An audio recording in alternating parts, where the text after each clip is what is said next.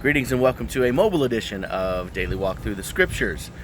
Today we're going to be looking at your readings found in Romans chapter 1.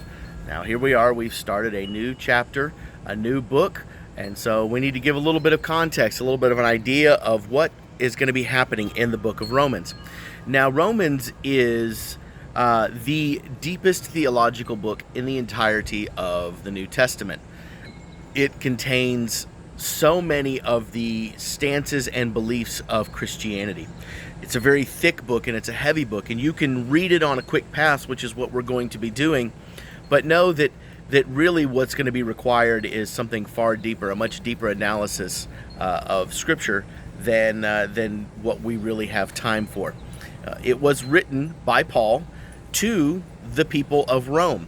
Now, Rome at the time of the writing, somewhere around 57 AD, was an interesting mix. There were Jews and there were Jewish Christians, but they were not necessarily there in heavy population. And the reason why is because a few years earlier, one of the Roman emperors had become irritated at the Jews, and especially those that were following someone named Christus.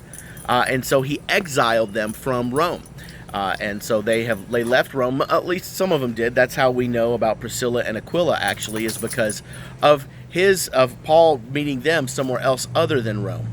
Now, another thing to recognize is that the church in Rome wasn't actually started by any of the apostles, which makes it a little bit of unique.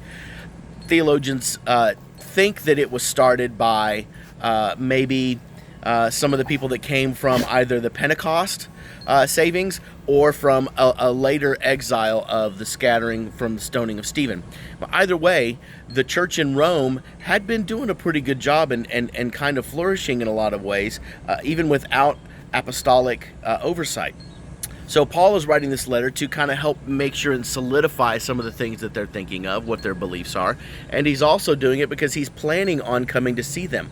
Paul had just finished a tour of Minor Asia and had raised some money for the church in Jerusalem, was planning on returning it to the church in Jerusalem, and then hoping to go see the Romans. This was Paul's first trip to Rome. We're not really sure when the exact timing of the second trip is, but we know that based on other writings, we can kind of give this 57 AD time frame. Paul, again, talks about some major theological issues here. You're going to see some of the famous church shuns here: justification, sanctification, those kind of things. And we'll talk about those as they crop up. But just know that Paul is doing this because he wants to make sure that this church is set up right. And so as you look in chapter 1, you're going to see the typical introductions, and Paul is going to, in some ways, give his bona fides. And the reason for this is so that, well, they know that hey, Paul is legitimate, and Paul's not just writing for the sake of writing. Paul has authority. And so he's going to show them the authority that he has. So as you read for it, I want you to start looking at themes. And here's what I suggest. We talked about this, about how you have a blessings journal. Write down questions. This is a great opportunity to have some questions because these are some deep ones. And Romans is going to get really deep. And even though we're going to kind of try to stay on the top of the water, to be in, well, just be prepared. Okay, that's it for our conversation for the introduction of Romans, and we'll start diving into it next time.